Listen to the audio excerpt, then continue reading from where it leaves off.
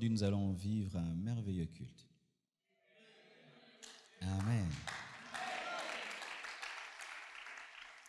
Je sens cela dans mon esprit. Comment jeûner? Nous avons dit précédemment, bonsoir, amen. Je vous salue au nom de Jésus. Salut aussi votre voisin, il faut toujours avoir les bonnes manières.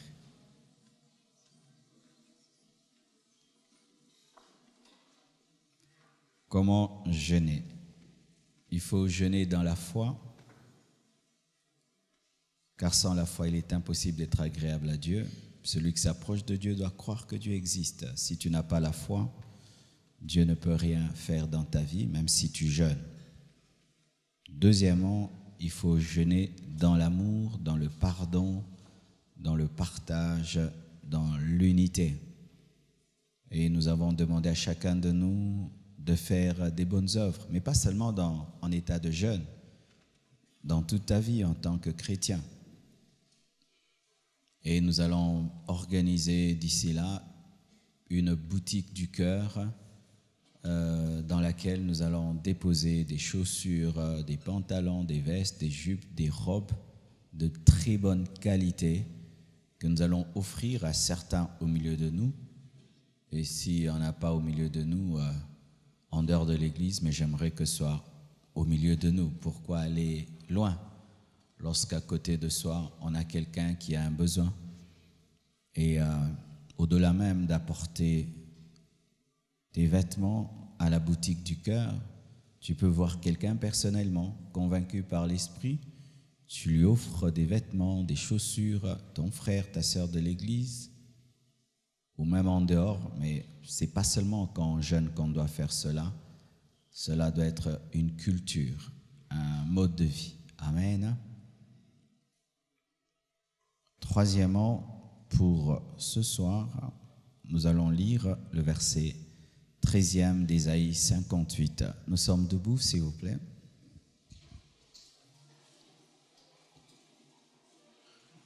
Comment jeûner?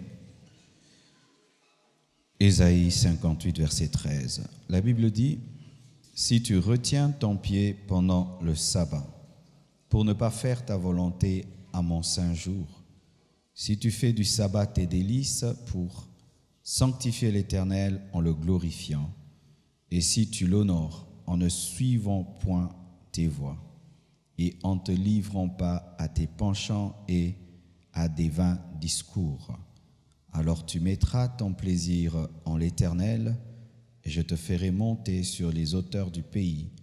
Je te ferai jouir de l'héritage de Jacob, ton père, car la bouche de l'Éternel a parlé. » Acclamons la parole.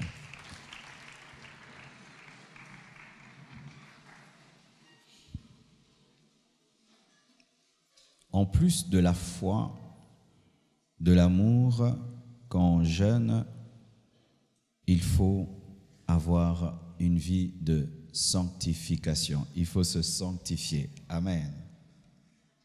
Il faut se sanctifier. Si tu retiens ton pied pendant le sabbat pour ne pas faire ta volonté en mon saint jour, si tu fais du sabbat tes délices pour sanctifier l'Éternel. Tout enfant de Dieu sait que la main de l'Éternel n'est pas courte pour agir, et son oreille n'est pas dure pour entendre. Mais ce qui fait et qui met une séparation entre Dieu et nous, c'est le péché. Le péché. Je suis un prédicateur de la sanctification par appel, pas pour me démarquer, faire différent, montrer que moi je crains Dieu plus que les autres, que j'aime Dieu plus que les autres, pas du tout. Le Seigneur m'a parlé par une voix audible de prêcher le message de la sanctification. Mes frères et sœurs, sans la sanctification, personne ne peut voir Dieu dans son jeûne. Personne. Comment jeûner? Jeûner dans la sainteté. Pas seulement se priver de nourriture, se priver du péché. se séparer du péché. Si dans ton jeûne, tu ne te sépares pas du mal, ton jeûne est sans efficacité, sans puissance et sans force. Qu'est-ce que la sanctification? La sanctification, premièrement, c'est une action de Dieu dans nos vies. Avant que tu ne te sanctifies, Dieu te sanctifie. On appelle cela la sanctification de position. C'est une sanctification donnée. Par le fait seulement de croire en Jésus, Dieu te déclare saint. Mais il y a une deuxième sanctification. C'est la sanctification que toi tu recherches dans ton corps, dans ton âme et dans ton esprit. Lorsque tu crois en Jésus-Christ, automatiquement tu es saint. Et je n'ai pas à te dire de rechercher cette sainteté parce que tu l'as déjà par la foi. Mais il y a la deuxième sainteté qui est la démonstration de ta sainteté par la foi. C'est la sainteté par tes œuvres. Quelqu'un qui est réellement saint par la foi l'est aussi par ses œuvres, car la foi te donne une nature de sainteté qui est manifestée par des œuvres de sainteté. Ainsi, pour être saint, il faut être saint, ou pour se sanctifier, il faut être saint. Et saint, pas dans le terme utilisé dans la religion, c'est-à-dire quelqu'un sans défaut, mais il faut avoir la nature divine de sainteté en toi qui te rend capable de vaincre le péché. La sainteté a des niveaux. Il y a la basse sainteté, la moyenne sainteté et la plus haute sainteté. La sainteté a plusieurs compartiments. La sainteté a plusieurs motivations. J'aimerais vous enseigner le plus haut niveau de la sainteté. Lorsque on parle de l'être humain, il y a 3 sortes de sainteté. Comme Paul le dit, que le Dieu de paix vous sanctifie tout entier, esprit, âme et corps. Il y a la sanctification du corps, la sanctification de l'âme et la sanctification de l'esprit. La sanctification du corps est le plus bas niveau de la sanctification. Dommage qu'aujourd'hui dans les églises, la sanctification du corps est devenue le plus haut niveau où les gens se glorifient de ne pas pécher dans leur corps. Un bas niveau.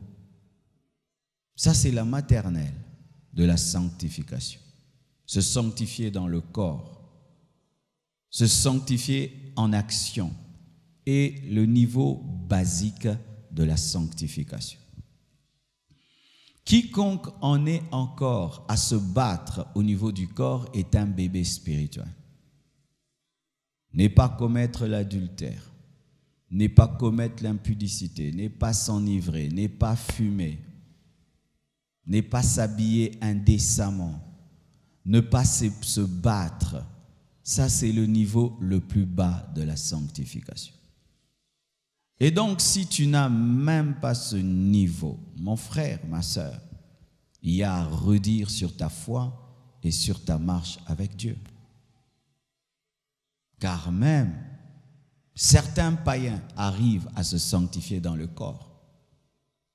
Nous avons des païens qui sont vierges, chastes, par discipline seulement. Nous connaissons même des gens qui sont venus à Jésus, qui n'ont pas commis l'impudicité quand ils étaient païens. Ils n'ont jamais fait ça. Alors il y a des chrétiens qui se glorifient de vaincre l'impudicité comme si c'est le plus haut niveau, alors qu'il y a des païennes et des païens qui sont fidèles à leurs femmes, fidèles à leur mari, qui ne sont pas impudiques, qui ne s'enivrent pas et qui ne fument pas. Amen. Hein? Moi, quand j'étais païen, je n'ai jamais fumé. En tant que païen, j'avais décidé de ne pas fumer et je n'ai pas fumé, mais païen que j'étais. Païen que j'étais, je n'étais pas adonné à l'alcool. Je ne me suis jamais enivré quand j'étais païen. Ainsi, mes frères et sœurs, si tu trouves que c'est extraordinaire que Dieu te demande de te sanctifier dans le corps, sache que tu te trompes. C'est facile. C'est facile. Parce que les païens aussi y arrivent. N'est-ce pas qu'il y a des païens qui ne sont pas homosexuels? Un païen, si tu lui proposes l'homosexualité, il peut te taper, mais il est païen. Mais comment il peut avoir des chrétiens homosexuels et des chrétiennes lesbiennes, alors qu'il y a des filles païennes qui ne peuvent pas être des lesbiennes? N'est-ce pas que quand vous étiez des païens, vous n'étiez pas des homosexuels ni des lesbiennes? Même en tant que païen, tu peux dire à quelqu'un, ça c'est le péché, vrai ou faux? Alors mes frères, lorsque Dieu vous demande d'abandonner de tels petits péchés, ne pensez pas que c'est extraordinaire, parce qu'on n'arrive pas à abandonner un péché lorsqu'on trouve que c'est extraordinaire de l'abandonner. Ce n'est pas extraordinaire que d'être fidèle à sa femme. Parce qu'il y a aussi des païens qui sont fidèles à leur femme. Mais sans le Saint-Esprit, par l'éducation, la culture et la décision. Vrai ou faux? Il y a même des acteurs de films qui font 45 ans, 50 ans avec leur femme. Tout le monde divorce autour d'eux, mais ils restent fidèles. J'en ai vu un à la télévision dernièrement. Malgré qu'il est entouré de divorcés, lui est fidèle à une femme de son enfance. Alors qu'un chrétien se trouve extraordinaire d'être fidèle, c'est la maternelle. C'est la maternelle, mes frères. Alors imagine que tu te battes encore avec les choses de la maternelle. Quand tu te bats encore avec les choses de la maternelle spirituelle, sache que tu es encore un enfant, et la Bible dit que tant que l'héritier est un enfant, il n'est pas différent d'un esclave. C'est pourquoi Dieu ne sait pas te confier ce qui t'appartient, parce que tu es encore un enfant qui se bat encore avec les péchés du corps. Tu es encore au niveau de demander à Dieu de t'aider à ne pas te battre, Alors qu'il y a des païens même qui ne se battent jamais. Tu peux l'insulter, jamais il ne peut en venir aux mains à cause seulement de l'éducation. Mais il y a des chrétiens qui se battent. À quel niveau es-tu? As-tu déjà dépassé rien que le niveau de la sanctification du corps? As-tu déjà dépassé ce niveau-là où pour le corps, c'est réglé pour toi. Tu n'as même plus à te battre. Tu ne sens pas ton corps être attiré par les péchés du corps. Les péchés du corps, la gloutonnerie. Il y a des païens qui ne sont pas gloutons. Ils sont disciplinés face à la nourriture. S'il dit je ne mange que des fruits, il ne mange que des fruits. S'il dit je ne mange qu'autant de grammes de viande, il ne mange qu'autant de grammes de viande. Vous voyez toutes ces stars qui gardent leur taille. Je connais une fille qui ne mange que des œufs toute sa vie pour gagner la taille, pour garder une belle taille, afin d'aller dans des robes et des beaux habits. C'est comme ça qu'elle gagne sa vie. Elle est païenne, mais elle est disciplinée face à la nourriture. Mais toi, tu es un chrétien, tu es encore dans la gloutonnerie. Tu t'imagines un chrétien qui est encore dans le domaine des péchés du corps est encore très bas. Vous savez aussi qu'il y a des païens qui ne se masturbent jamais. Certains même se sont convertis, c'est seulement à l'église qu'ils ont entendu le terme masturbation. Même quand il était païen, jamais il ne s'est masturbé. Mais toi, tu es en Christ, tu es encore en train de lutter avec la masturbation. Tu t'imagines quel bas niveau tu as dans ta sanctification. Et maintenant, à un masturbateur, qu'est-ce que Dieu peut te donner? Il va t'amener où? Il va t'élever comment? Il n'a même pas où te toucher, te prendre pour faire de toi un grand homme. Mais tu demandes des grandes choses à Dieu, mais tu es encore au niveau de la maternelle. Je répète, mes frères, ne trouvez pas extraordinaire que de vous sanctifier dans le corps. Ne vous en glorifiez même jamais. Ça, c'est un nouveau converti qui peut se glorifier. Oh, je glorifie Dieu. Moi, je ne commets plus l'impudicité. Je me glorifie Dieu. Je ne me masturbe plus. Je glorifie Dieu. Moi, je suis fidèle à ma femme, à mon mari. Ça, ce sont les bébés spirituels. Quelqu'un qui a des années dans le Seigneur, il ne peut même pas parler de ça. C'est petit. C'est normal. Amen. Hein? C'est la vie chrétienne normale. Lorsque tu as une vie de sanctification dans le corps et tu la trouves extraordinaire, un jour, tu vas pécher. Tu vas pécher, pourquoi? Parce que tu vas dire, je suis fatigué de vivre dans l'extraordinaire, j'aimerais vivre dans l'ordinaire. Mais quelqu'un qui trouve que c'est normal, oui, par la grâce de Dieu, toujours, par la grâce de Dieu, tu resteras dans le normal. Mais quand tu trouves extraordinaire, tu chercheras un jour à quitter l'extraordinaire. Et alors imagine que tu quittes la maternelle, tu vas où maintenant? À l'école buissonnière. Buissonnière. Alors mes frères et sœurs, sachez que là où vous trouvez que c'est extraordinaire, il y a des gens qui trouvent que c'est petit et c'est rien du tout.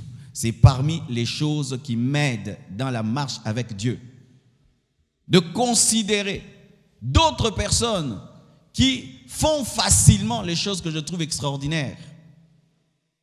Mes frères et sœurs, c'est que toi tu appelles grande tentation, grande pression, grande faiblesse. Il y a quelqu'un qui ne le fera jamais. Jamais de jamais. Il a 2 pieds, 2 mains, le sang, la tête comme toi. Il ne le fera jamais. Face à la même tentation que toi, il sera calme, il ne le fera jamais. Mais c'est un homme de la même nature que toi. Alors ne trouve pas normal que de pécher et de repécher en présentant des arguments. C'était trop fort, c'était insupportable. Archi faux. Il n'y a aucune tentation qui soit trop forte ou insupportable, car il est écrit dans la parole que Dieu est fidèle et il ne permettra pas que tu sois tenté au-delà de ta force. Au niveau du corps, dompter son corps. Dompter son corps toute une journée, du matin au soir, que ton corps ne commette pas le péché. C'est facile. C'est très facile. Amen. Hein? C'est très facile. Dites, c'est très facile. C'est très facile. Du matin au soir, ton corps, tu le gardes dans la sainteté. Oh, c'est très facile. Quand ça devient difficile, mes frères, c'est une maladie grave. Une maladie spirituelle grave. Que le Dieu de paix vous sanctifie tout entier.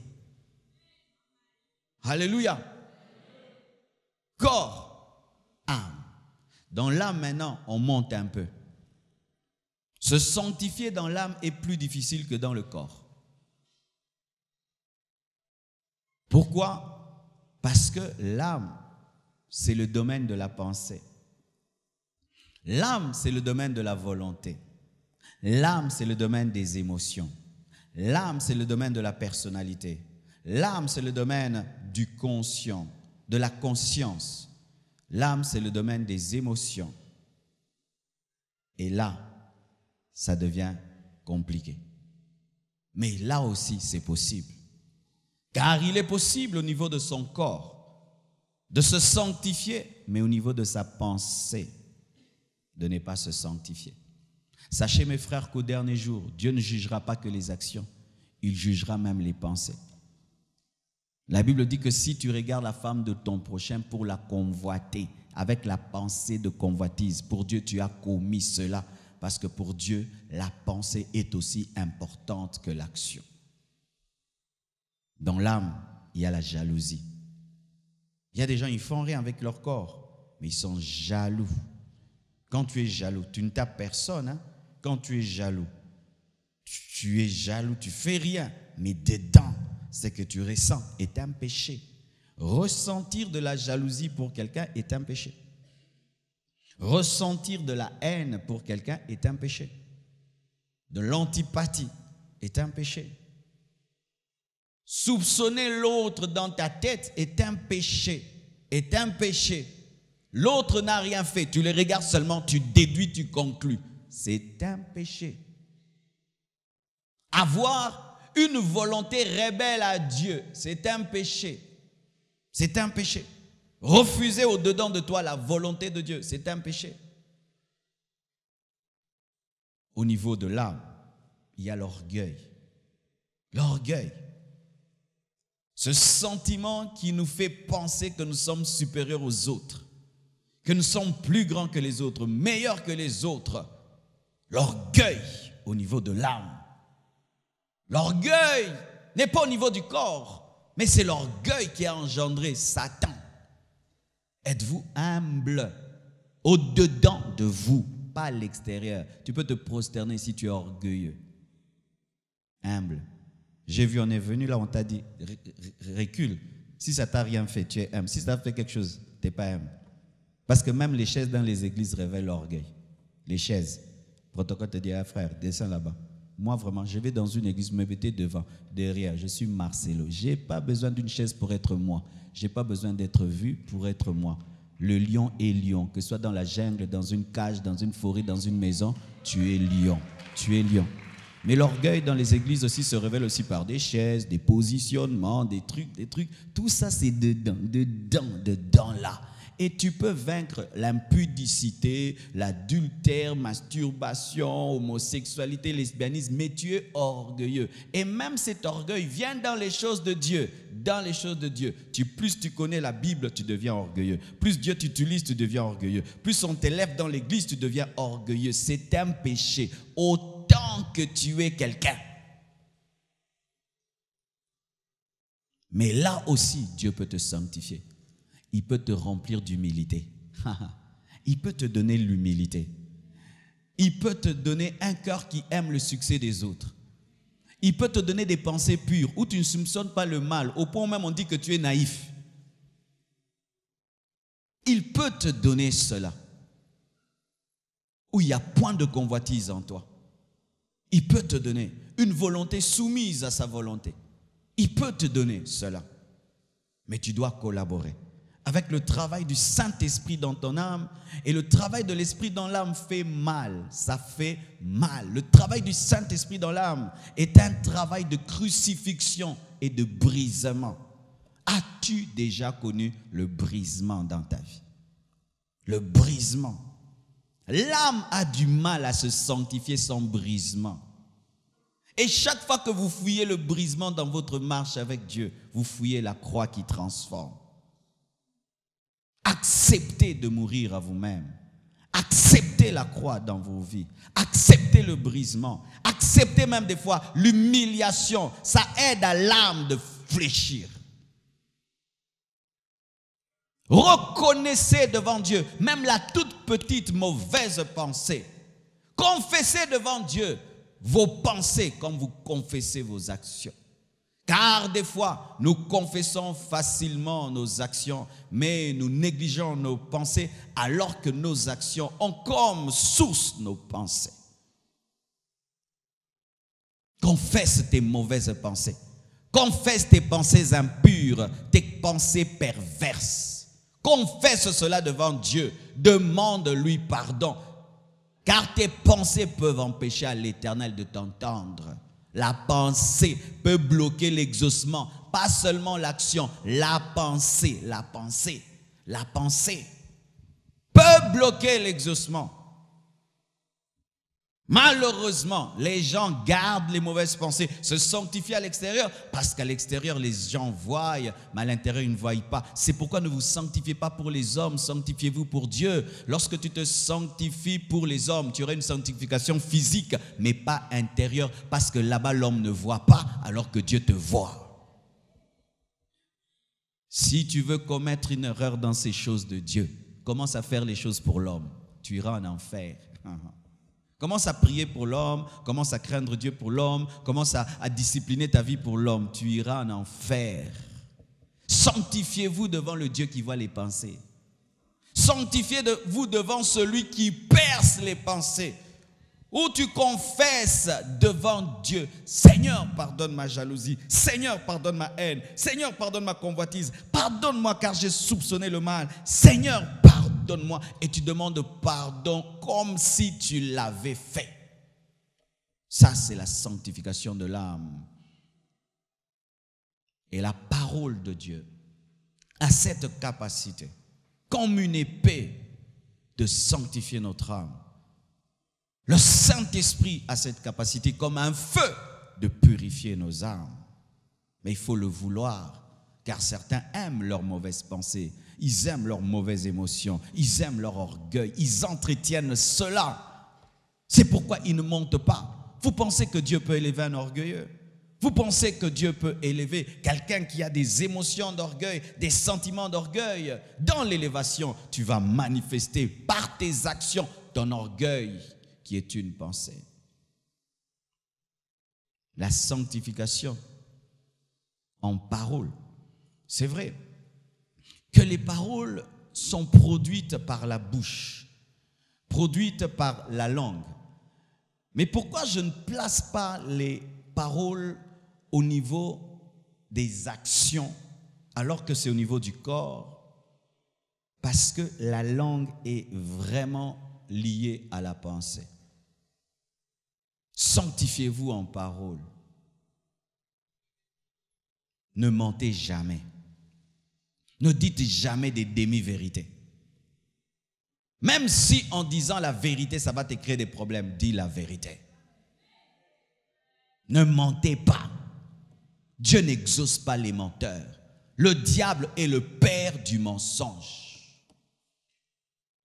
Ne mentez pas. Ne parlez pas du mal des gens. Ne médisez pas. Ne calomniez pas. Ne rapportez pas. Et surtout en ce temps-ci, tu calomnies quelqu'un, il peut t'enregistrer. Hein? Amen. Hein? Aujourd'hui, avec les téléphones, tu peux perdre ta réputation. Toi qui aimes parler du mal des gens, on peut même te piéger. On t'appelle pendant que tu parles, tu critiques, on t'enregistre. Et puis, on te présente ce que tu avais dit.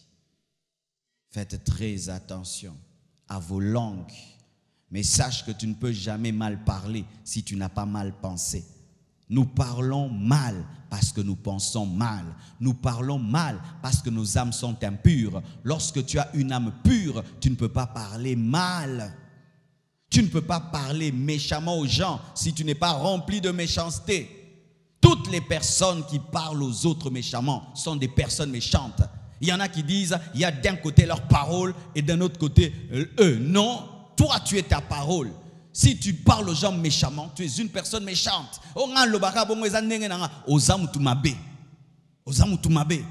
Alléluia. Sanctifiez-vous en parole. Pas de mensonge, pas de demi-vérité, pas de calomnie, où tu dis des choses sur quelqu'un que tu n'as pas vérifié. Ou même, c'est une chose vraie, mais tu répands des mauvaises choses sur les autres. Tu rapportes de maison en maison des mauvaises choses. Un péché de la langue qui empêche d'être puissant quand on jeûne et quand on prie. Mes frères et sœurs, la sanctification de l'âme est déjà un haut niveau. Mais le plus haut niveau, c'est la sanctification de l'esprit.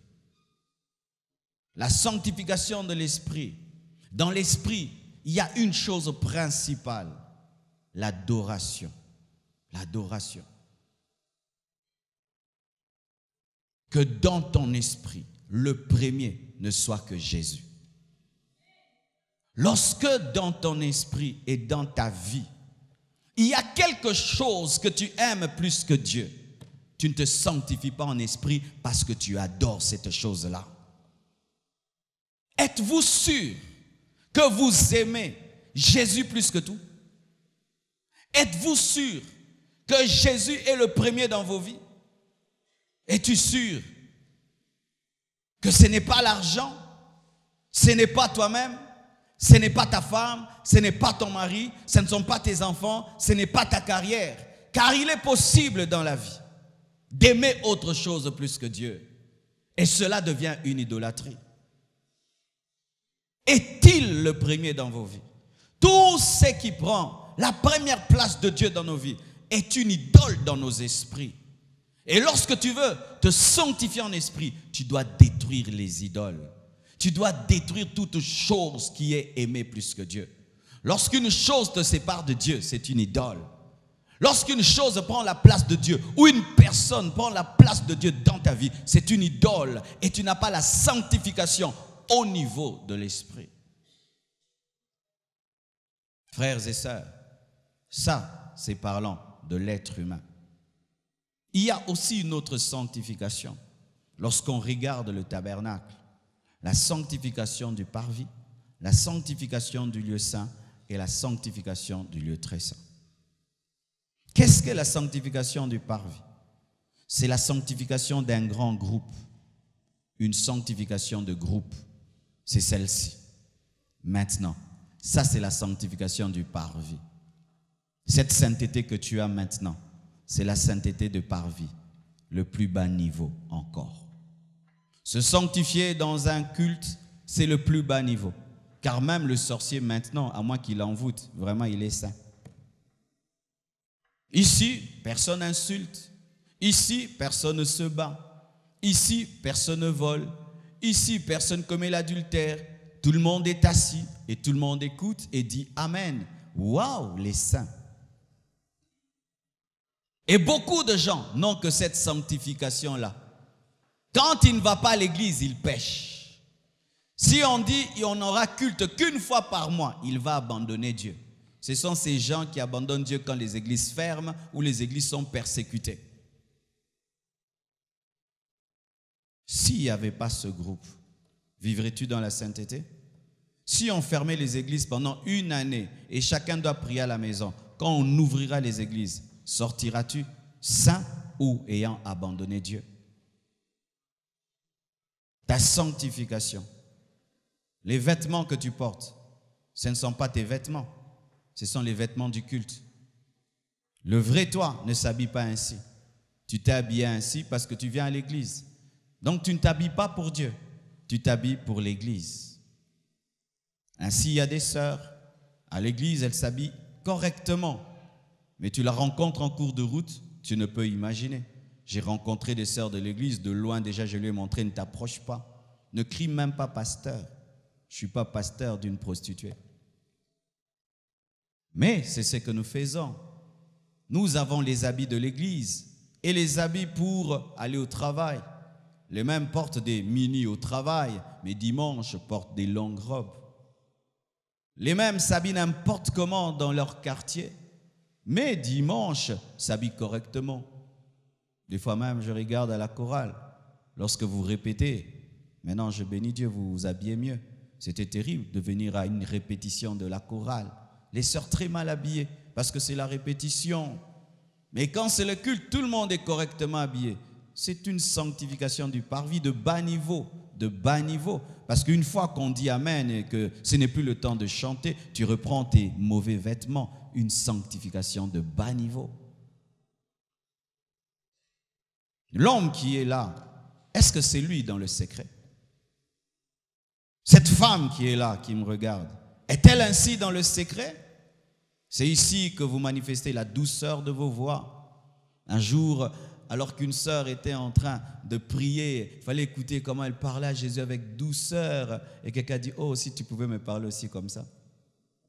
C'est ici que notre douceur se manifeste. Notre gentillesse, notre galanterie, nos s'il te plaît, pouvez-vous et tout le reste. Mais quand on dit Amen, il faut entendre comment les gens se parlent après le culte, comment ils se répondent après le culte. Comme si Dieu est parti. Sainteté de parvis. Sainteté de parvis. Et vous savez, quand les gens deviennent religieux, ils n'ont que la sainteté de parvis. Lorsque nous étions de l'autre côté, c'est ce qu'on faisait. Du lundi au samedi, tu es un pécheur. Et même, tu peux sortir de la boîte dimanche matin et puis tu vas à l'église. Et là, tu vas te communier. Et là, tu te marches comme un saint. Mais tu reviens d'une boîte. Et aujourd'hui même, dans les églises de réveil, nous avons de telles personnes qui ne ratent jamais le culte. Même s'il a dormi en boîte, il ne rate jamais le culte. Sainteté de parvis. Dans le parvis, mes frères, il y a tout le monde.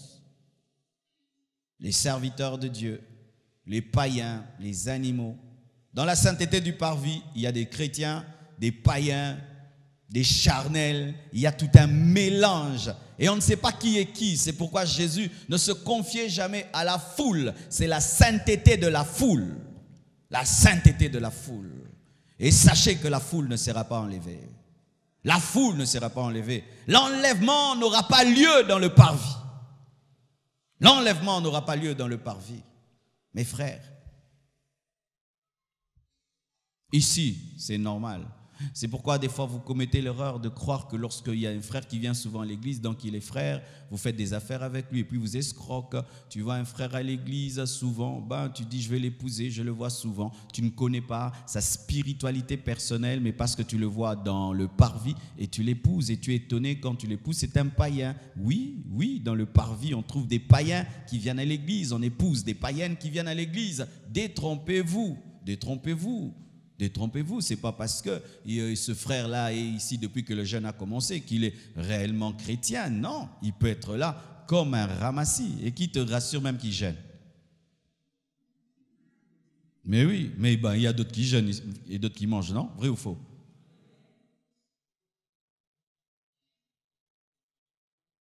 Deuxième niveau, le lieu saint. Dans le parvis, il y a beaucoup de gens et n'importe qui est là. Et c'est éclairé par le soleil, une lumière naturelle, sans effort. C'est le lieu de la facilité. Les gens n'ont pas de discipline, ils aiment une vie chrétienne facile, une vie chrétienne d'apparence. Certains même, ils pensent qu'aller à l'église amène au ciel. Aller à l'église n'amène pas au ciel. Aller à l'église te permet d'entendre la parole qui amène au ciel. Et tant que tu ne la pratiques pas, même si tu viens à l'église, tu iras en enfer. Et certains, et dans le parvis, on présente le pasteur au lieu de présenter Jésus. Quand tu dis, est-ce que tu es sauvé? Oui, mon pasteur, c'est le pasteur Marcelo. On t'a dit, est-ce que tu es sauvé? Tu présentes le pasteur. Je ne sais même pas où se trouve le paradis pour t'y amener. Amen. Deuxième niveau, la sainteté du lieu saint. Au niveau du lieu saint, il n'y a que des serviteurs, des lévites. Et il y a un petit groupe.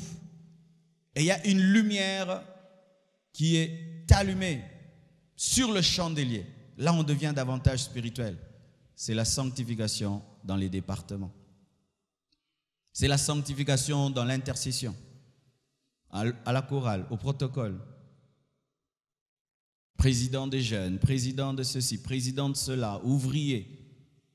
Mais ça aussi, ce n'est pas un haut niveau. Je connais des gens, si seulement tu lui dis de ne plus faire un travail à l'église, il abandonne Dieu. Et là même, j'aimerais faire une parenthèse, mes frères. Je suis étonné dans cette église, quand tu suspends quelqu'un, il quitte l'église. Mes frères, mais quand vous venez à l'église, il faut vous préparer à être suspendu aussi. Je peux vous suspendre. Je peux te suspendre, je te suspends. Nous, on nous a suspendus, on allait à l'église. Les collaborateurs d'aujourd'hui sont insuspendables. Si tu le suspends, il quitte. Quitte, va-t'en, tu es un rebelle, ne reviens plus. Amen, hein? Quels que soient vos talents et vos potentiels, je peux vous suspendre. Et je ne me suis pas entendu avec vous que je ne vous suspendrai jamais. Tout le monde est suspendable, même moi-même. Même moi-même. Je mène une mauvaise vie, on doit me faire asseoir. Je suis indigne de prêcher. Maintenant, toi, on ne va pas te suspendre. Et il suffit seulement qu'on te dise, frère, ne fais plus. Tu abandonnes Dieu. Tu vois, la sanctification du lieu saint. Chers collaborateurs, chers ouvriers à l'église, si ce qui te maintient en Dieu, c'est ton va-et-vient à l'église, fais très attention. Tu n'es pas spirituel. Tu n'es pas spirituel. Les hommes spirituels, on le reconnaît, quand il n'a rien même à faire à l'église, mais ils craignent Dieu. Pas pour l'œuvre, mais pour Dieu. La sanctification liée au service est un bas niveau. C'est la sanctification de Marthe.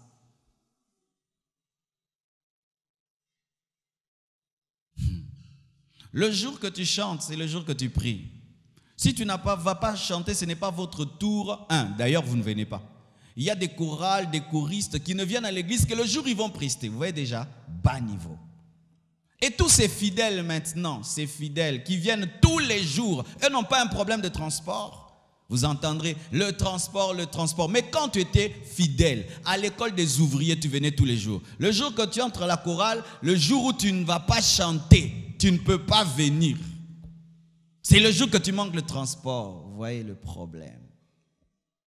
Tu quittes l'intercession, tu perds la vie de prière. Tu quittes l'évangélisation, tu ne vas plus gagner les âmes. On ne te donne plus une responsabilité à l'église. Du coup, tu n'as plus de fardeau. Bas niveau de sainteté. Bas niveau. Faites attention, mes frères. Dans la vie chrétienne, il y a des pièges.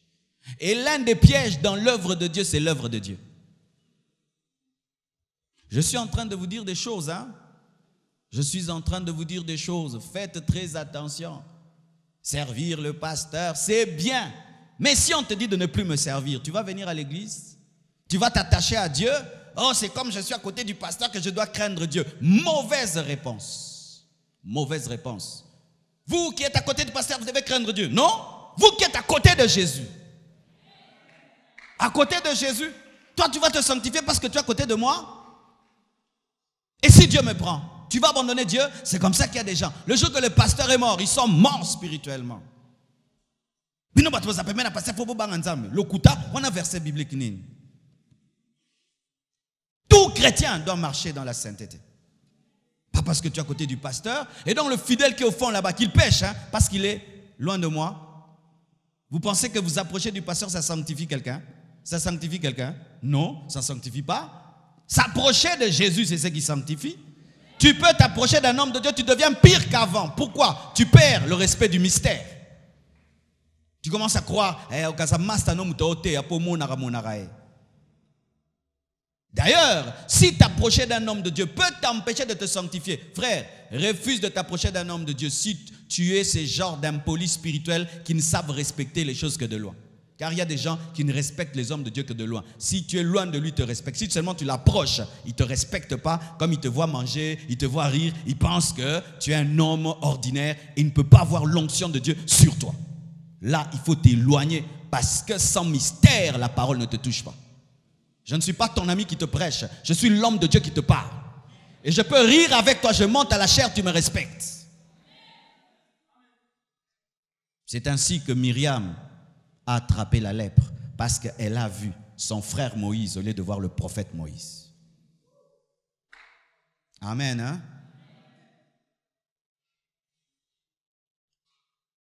La sanctification du service. Se sanctifier parce qu'on va prêcher. Il y a des prédicateurs comme ça. C'est quand il a une prédication qui se sanctifie. Là, il confesse tous ses péchés. Il dit même, arrête de me tenter, hein? Je vais prêcher. Parce qu'il va prêcher, c'est quand il se met en ordre. Donc, lundi, il va pécher parce qu'il a déjà prêché dimanche. Et je vous dis, c'est monnaie courante au milieu des prédicateurs. Il vit dans le péché jusqu'à ce qu'on lui donne un message. Mais alors, si tu ne prêches qu'une fois par mois, ou tu prêches après 2 mois, qu'est-ce qui va t'arriver? Qu'est-ce qui va t'arriver? La sanctification liée à l'œuvre, liée au service, liée à un département, liée à une responsabilité. Quand on te donne une responsabilité, c'est quand tu te donnes à Dieu. J'ai grandi avec des gens qui aimaient l'orgueil et les honneurs à l'église. Je sais qu'ils sont devenus des faux pasteurs, des faux serviteurs. J'ai vu ça. La recherche des honneurs dans l'église détruit le cœur, abîme les cœurs. Tu perds le cœur d'un enfant de Dieu. Tu commences à avoir le cœur d'un professionnel de Dieu. Que c'est malheureux des fois de voir quelqu'un venir au culte.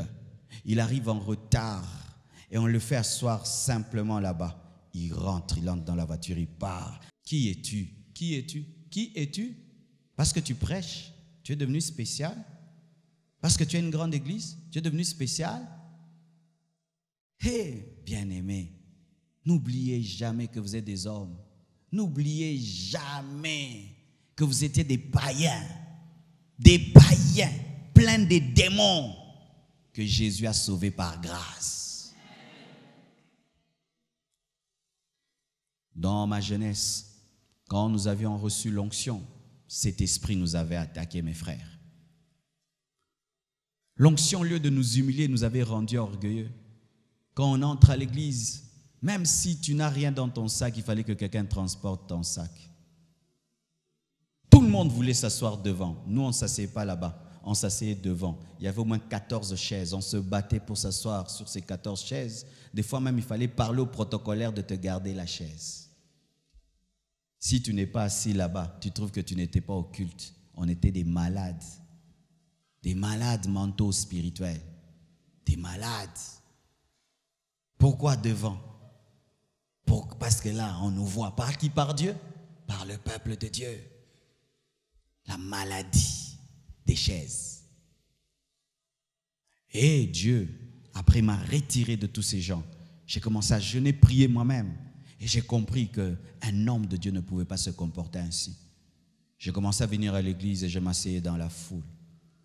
Un jour, j'avais disparu. Depuis très longtemps, j'étais dans des jeûnes et prières en train de préparer la compassion. J'arrive en retard. Et là, je vois un frère qui me connaît. Il n'y avait plus de place. J'étais debout et je suis resté debout. Malgré que j'étais un prédicateur ou un reconnu dans l'église, je me suis tenu debout. J'étais là. Mais un frère me regarde. Ah, il se lève. Il dit, frère Marcelo, en m'appelant, c'est un prophète Jérémie. Assis-toi. Il me donne la chaise. Je m'assieds. Quand je m'assieds, une jeune fille qui priait dans une certaine église, dans leur église là-bas, tu viens en retard, tu es derrière. Viens à temps, tu es devant. Alors elle voit ça. Après, elle vient me voir. Je suis déçu par ton attitude. Je la regardais. Comment tu es venu en retard? Et ce jeune frère, rempli de zèle, tu l'as fait quitter sa chaise pour que toi, tu puisses t'asseoir. Dieu avait déjà tué l'orgueil que j'avais, sinon elle allait avoir. J'allais la maudire. Donc, vous nous avez rencontrés quand on est devenu bien. Et puis, elle me parle. Et elle savait que j'étais comme ça, que j'allais lui répondre comme ça, on va discuter. Elle va prouver à tout le monde combien je suis orgueilleux. Et puis quand elle dit, si elle parle, là, je la regardais. Elle a parlé jusqu'à ce qu'elle a fini. Quand elle a fini, je dis, en soi, je ne lui ai même pas demandé qu'il se lève. C'est lui-même qui m'a donné la chaise. Mais si ça t'a touché, excuse-moi, mais c'est pas moi. Et le frère a dit, non, c'est moi qui lui ai donné. Il n'a même pas demandé. Et la fille est partie. Et j'ai senti qu'elle était humiliée. Elle est allée voir quelqu'un pour se présenter des excuses. Non, je me suis mal comporté avec Marcelo. J'ai cru vraiment tout. Bien aimé, elle m'a respecté par mon humilité. C'est l'humilité qui fait respecter dans l'œuvre de Dieu. C'est l'humilité qui honore. Les hommes humbles font peur. Les hommes humbles inspirent le respect. Même si tu refuses de le respecter, tu vas le respecter.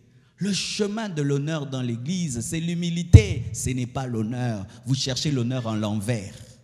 En l'envers. Recherchez l'honneur en étant humble et vous serez honoré. L'œuvre de Dieu est une bonne chose. Mais si l'œuvre de Dieu devient ta finalité, tu n'as pas compris. C'est ce que Marthe n'avait pas compris. Elle pensait que la finalité pour Jésus, c'était le servir. Elle pensait que la finalité pour Jésus, c'était quelqu'un qui fait des choses pour lui, le nourrit et prépare pour lui, s'occupe de son travail. Elle ne connaissait pas Jésus. Tu peux servir Jésus sans le connaître.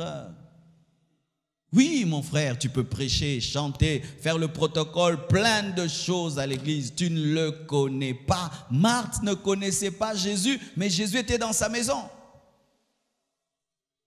Elle préparait la nourriture d'un inconnu. Elle s'agitait dans la cuisine pour quelqu'un qu'elle ne connaissait pas. Et des fois, nous sommes comme des hamsters. Vous connaissez les hamsters? Ce sont des petits animaux là qui bougent beaucoup, qui bougent tout le temps. Et des fois, nous voulons tout le temps faire des choses pour Dieu. Faire. Même quand Dieu dit, reste calme maintenant, cherche-moi. Faire.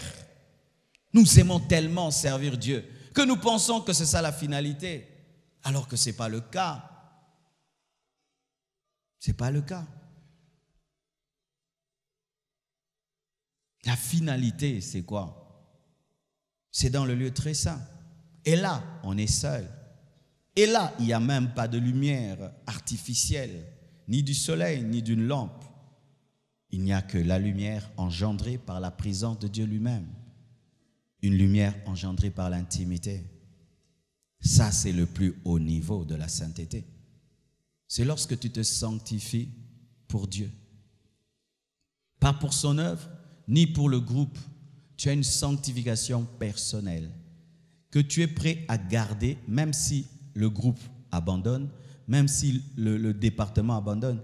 Car dans un département, des fois, une rébellion peut entrer. Tout le monde est dedans. Toi, tu dis non, moi, je n'entre pas. Et tout le monde est contre toi. Tu dis non, ce que vous faites est mal. Je n'entre pas dans vos groupes. As-tu une sainteté par rapport à Dieu? La sainteté que Joseph avait, qui lui a permis, dans une maison vide, de voir l'œil de Dieu et refuser de prendre la femme d'autrui. C'est parce qu'il avait conscience de Dieu même dans le secret. La sanctification du lieu très saint, c'est la sanctification que tu as quand il n'y a personne, quand ta femme n'est pas là. Je voyage, je vais dans des endroits loin. Ma femme n'est pas là. L'église Compassion n'est pas là. Personne ne sait que je suis pasteur. Tu habites un hôtel terrible. Personne ne sait, sauf les gens qui t'ont déposé. Et ils te déposent rien que la nuit. Et ils repartent, ils viennent te prendre la nuit. Et tu as tout ce que tu peux faire. Personne ne saura. Mais j'ai conscience que Dieu est là. Beaucoup d'hommes vont en mutation, ils commettent des choses quand ils rentrent, des épaves. La femme ne sait pas, lui-même sait ce qu'il a fait en mutation parce que sa femme ne le contrôlait pas. Toi qui te sanctifies parce que ta femme te contrôle, les jours que tu seras muté, les jours que tu seras ailleurs sans elle, toi qui te sanctifies parce que ton mari est toujours derrière toi, le jour que tu vas voyager sans lui, toi qui te sanctifies, parce que le pasteur le saura, et le jour que tu iras dans un pays où il n'y a pas l'église Compassion. La sanctification du lieu très saint, c'est la sanctification de l'épouse. La sanctification du parvis, c'est la sanctification de la foule. La sanctification du lieu saint, c'est la sanctification du serviteur. Mais Jésus a dit, je ne vous appellerai plus serviteurs. Je vous appellerai mes amis. Et lorsqu'il évolue, il dit épouse. C'est la sanctification de l'épouse. Et qu'est-ce qui est important pour un époux? Le service rendu de sa femme ou la communion avec sa femme? Dans ma jeunesse, comme j'étais célibataire, les sœurs se battaient pour que je les épouse. Chacun avait sa stratégie. Une est venue avec la stratégie de quoi? De balayer ma maison, d'essuyer tous mes meubles. C'était ça sa stratégie. Elle ne me parle pas, elle ne me cause pas. Elle balaye, elle essuie, elle balaye, elle nettoie tout. Et puis après, elle s'assied, fatiguée, transpirant. Et puis je la regarde, je dis, waouh, ça se fera une bonne domestique celle-là. Moi, j'avais besoin d'une femme qui me fait rire, d'une femme qui me cause avec moi, avec la charge du ministère. J'avais besoin d'une femme, quand je rentre à la maison, elle me fait rire, elle me fait parler, elle me fait blaguer, elle me fait rire. Et quand j'ai rencontré Blanche, c'est l'une des choses que j'aimais en elle, qu'elle venait me voir, elle me faisait rire. Elle me faisait rire, elle me faisait rire. Jusqu'aujourd'hui, elle me fait rire, elle me détend. Parce que la charge que j'ai de l'église là, si je mène maintenant une femme maintenant qui me coince, AVC.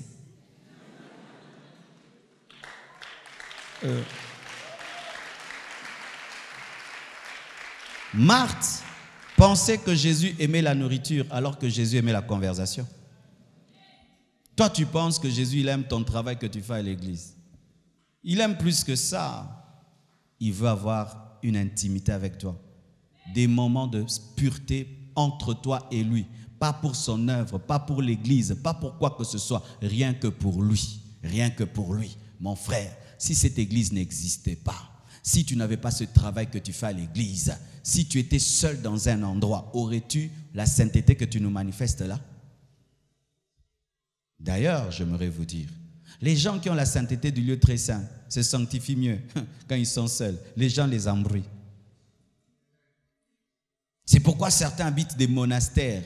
Ils sont tout le temps dans des montagnes et des montagnes. Ils sont bien quand ils sont avec Dieu.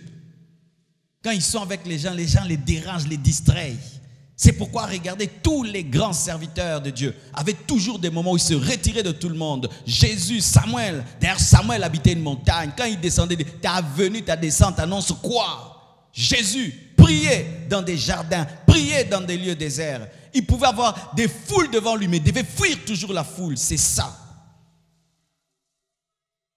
Mes frères et sœurs, avez-vous ça?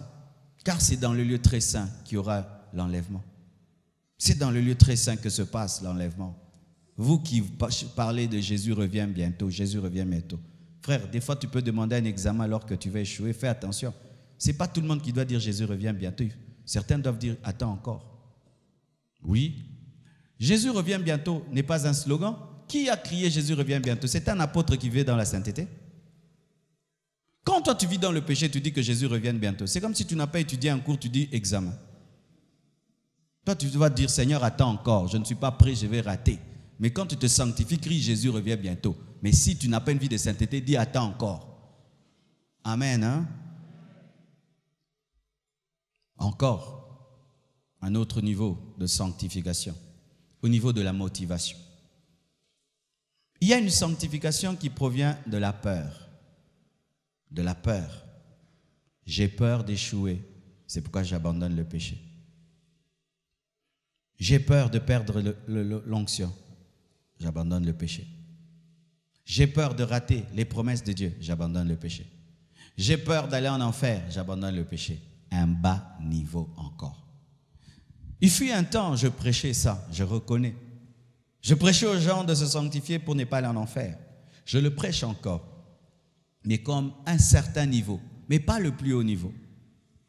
Vous tous qui êtes ici, qui fouillez le péché parce que vous avez peur d'aller en enfer, sachez que c'est la maternelle dans les choses de Dieu. Vous tous ici, qui vous sanctifiez parce que vous avez peur que des démons entrent en vous, c'est un bas niveau. Vous tous qui vous sanctifiez parce que vous avez peur de la malédiction, du jugement de Dieu, vous avez peur du scandale, vous avez peur que votre réputation soit détruite, vous avez peur de deux, un bas niveau, un bas niveau. Malheureusement, beaucoup de gens sont au niveau de la sanctification parce qu'ils ont peur du scandale. Mauvaise motivation. Mais que nous avons la peur. La peur est le premier sentiment que l'homme a manifesté après la chute. Car lorsque Dieu s'est approché d'Adam, il a dit, où es-tu? Il a dit, j'ai eu peur. La peur, une sanctification produite par la peur est une sanctification de bas étage, de bas niveau, de mauvaise qualité. Parce qu'un jour tu vas arrêter. Tu arrêteras. Toutes les personnes qui se sanctifient par peur, un jour osent. Tu vois, le serpent, la première fois que tu le vois, tu es effrayé. Tu le vois, tu es effrayé. Mais comment l'homme arrive à toucher le serpent et le contrôler? Au départ, il a eu peur. Et puis il s'approche, il a peur. Et puis il touche. Il ne me mord pas. Il touche. Et puis il commence à jouer avec. C'est ce qui arrive. Quand tu pêches pour la première fois, ton cœur tremble.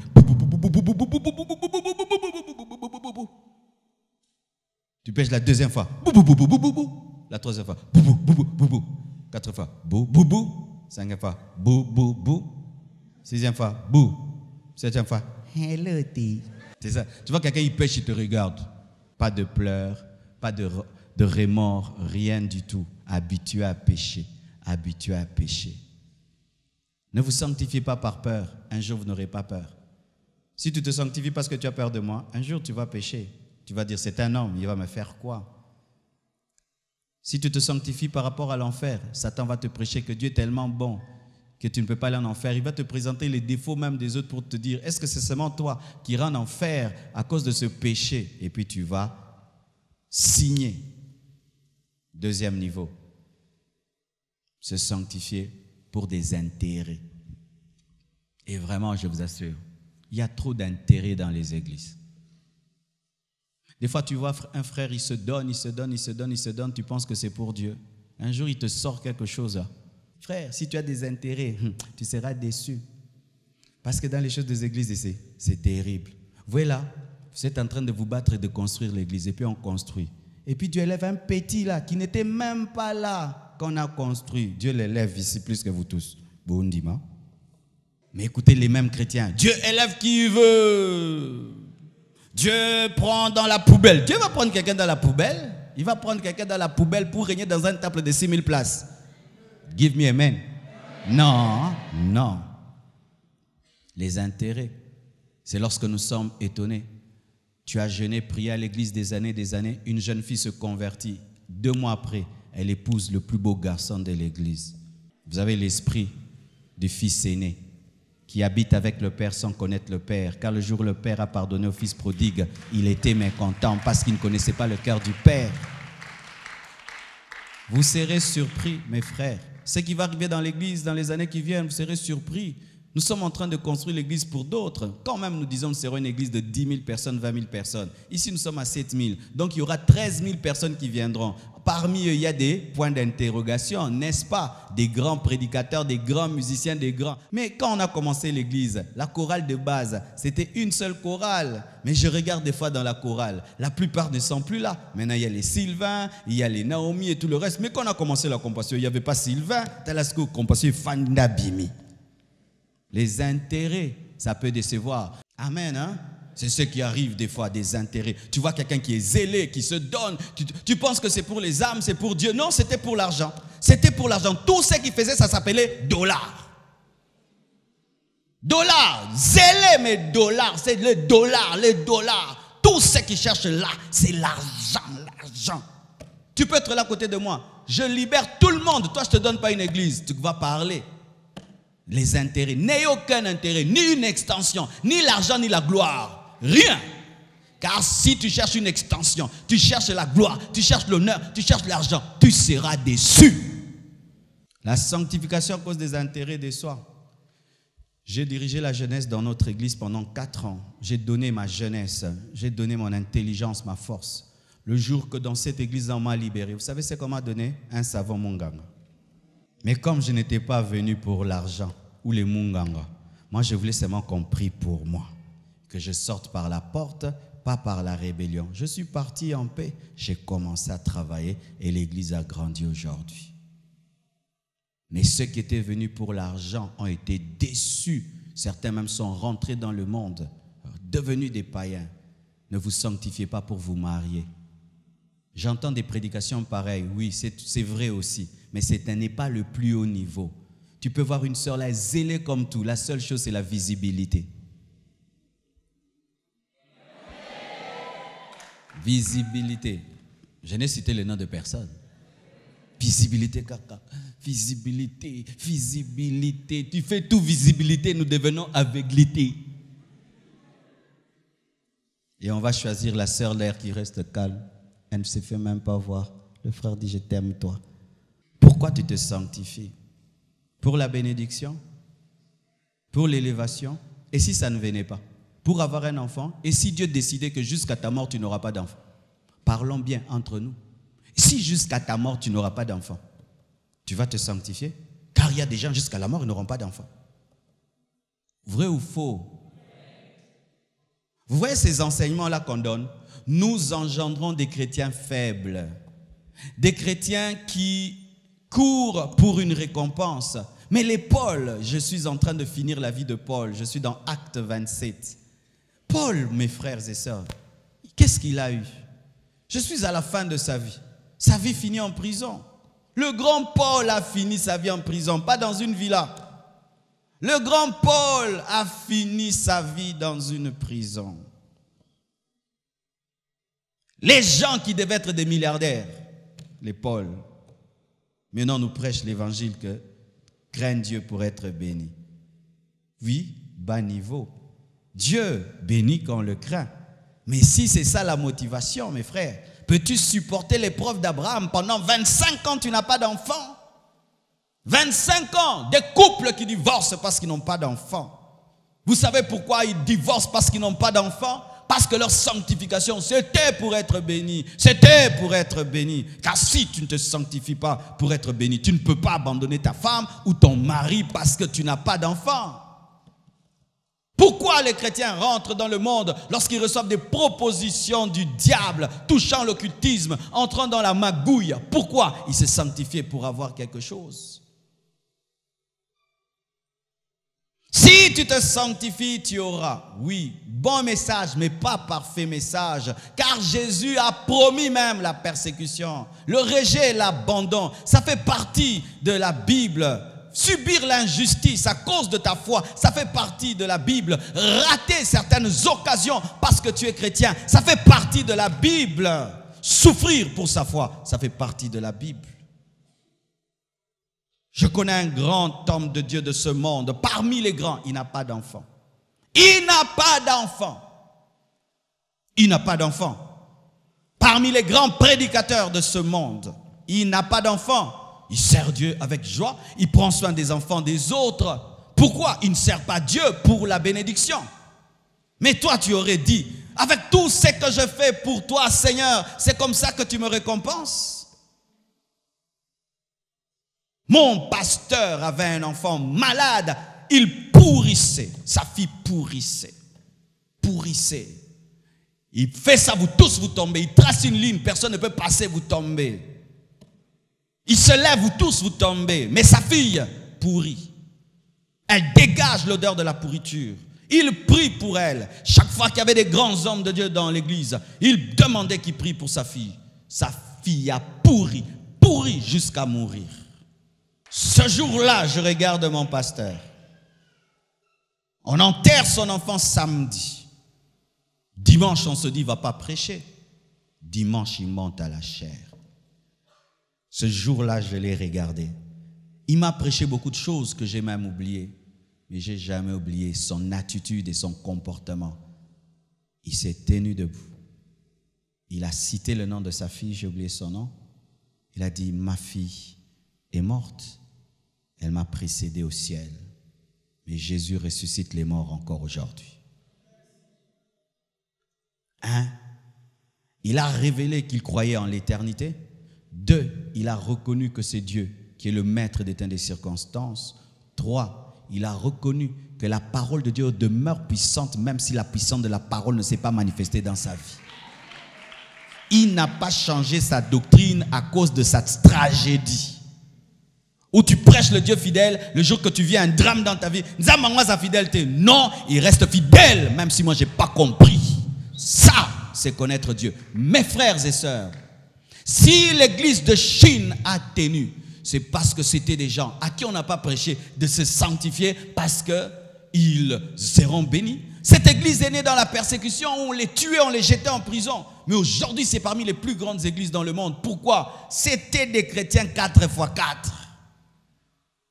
Nous, on a des chrétiens de la ville, des chrétiens de bénédiction. C'est tout ce que tu recherches. J'ai vu des gens se sanctifier seulement que pour voyager. Tout ce qu'il fait, ça s'appelle voyage. Tout, son zèle, abandonner le péché, jeûner, prier, tout ce qu'il fait, offrande, c'est seulement voyage. Et puis il voyage, il va en Europe, là-bas il abandonne Dieu. Il abandonne Dieu. Se sanctifier parce que Dieu bénit, c'est facile. Ou même te sanctifier parce que Dieu t'a fait du bien, c'est facile. J'aimerais bien aussi quelqu'un qui me fait du bien, mes frères. Tu m'aimes parce que je te fais du bien? Oh, c'est normal. Mais le plus haut niveau de la sanctification, c'est se sanctifier par amour, sans intérêt et sans peur. Tu n'as peur de rien et tu ne cherches rien. C'est ça le plus haut niveau. Pourquoi tu as abandonné le péché? J'aime Dieu. Pourquoi tu te donnes comme ça à l'église? J'aime Dieu. Pourquoi tu jeûnes beaucoup comme ça? J'aime Dieu. Pourquoi tu ne te comportes pas comme les autres? J'aime Dieu. Mais pourquoi tu as arrêté de vivre comme tu vivais? J'aime Dieu. Et comme je l'aime, je cherche à lui plaire et j'évite tout ce qui peut l'attrister. Alléluia. Pourquoi aujourd'hui au Congo, on dit que nous ne supportons pas la gloire? Vous savez pourquoi? Parce que ces pasteurs, se sont sanctifiés pour être bénis. Et une fois qu'ils sont bénis, ils n'ont plus la force de continuer.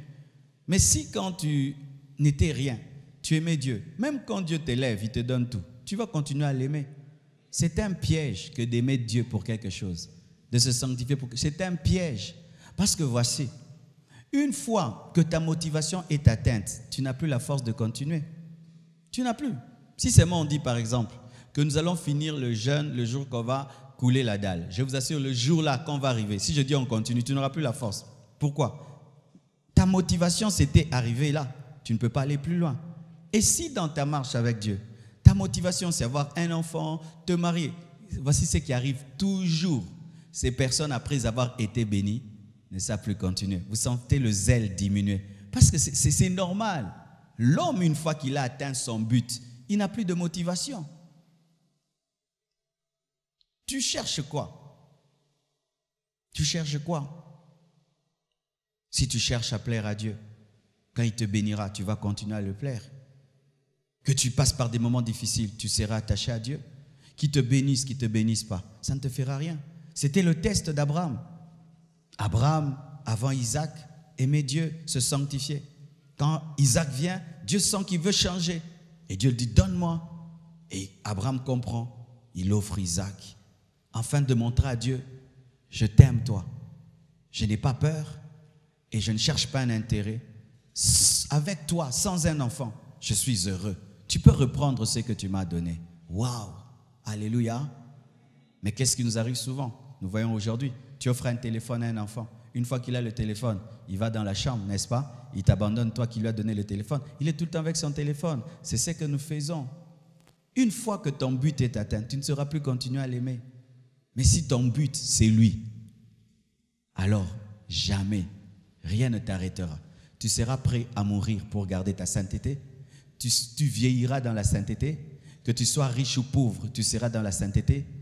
Tu seras un chrétien 4 x 4 et l'éternité sera à toi. C'est ça mon message de la sainteté. Je prêche une sainteté par amour. Je prêche une sainteté personnelle. Je prêche une sainteté qui commence dans l'esprit, qui touche l'âme et qui touche le corps. C'est ça mon message de la sainteté. Le Seigneur m'a dit de vous dire ceci lorsque je finirai. Pratiquez ce qu'on appelle la respiration spirituelle en tout temps pour votre sanctification. Si je bloque mon nez et ma bouche, même si j'ai des poumons en bon état, même si je suis en bonne santé, je vais suffoquer et je vais tomber. Car Dieu, en créant le corps, a prévu un système d'inspiration et d'expiration. On inspire l'oxygène, on expire le gaz carbonique. On inspire la vie, on expire la mort. Le CO2 tue, l'oxygène fait vivre. On pratique l'oxygène à chaque instant. Là, vous êtes en train de respirer tout le temps. Et ici, c'est plein de gaz carbonique à cause de la multiplicité des poumons qui sont ici. Donc, beaucoup d'entre vous, nous tous, nous avons dégagé le mauvais, la mauvaise respiration en permanence. Le jour où tu arrêtes seulement de respirer, tu meurs. Il en est de même dans la spiritualité. Qu'est-ce qu'est la respiration spirituelle? À chaque fois que tu pêches, au moment même que le CO2 spirituel est entré en toi, fais-le sortir et fais entrer l'oxygène. N'attendez jamais 2 minutes pour confesser un péché. Confessez le péché à l'instant où vous le commettez. N'attendez pas le soir pour confesser un péché. C'est une pratique religieuse. C'est dans la religion qu'on nous a appris qu'on confesse le péché la nuit. Mais tu peux mourir avant la nuit. Jésus peut revenir avant la nuit. Quand tu fais le mal, du coup, oh Seigneur, pardonne-moi, j'ai péché contre toi. Tu fais du mal à quelqu'un, du coup, présente des excuses, demande pardon à l'instant. Qu'est-ce qui arrive? Lorsque tu pêches et tu dures dans le péché a le temps de s'installer en toi pour résister à te quitter. Mais si tu fais le mal, du coup tu demandes pardon, il n'a pas le temps de s'enraciner. Satan ne veut pas seulement que tu pêches, il veut que tu demeures longtemps dans le péché pour qu'il ait le temps de s'enraciner. Et quand tu voudras en sortir, ça devient maintenant une lutte. Pratiquez la respiration spirituelle. Amen. Hein? À l'instant où tu fais le mal, en parole, en pensée, en action, repens-toi à l'instant. Que Dieu vous bénisse.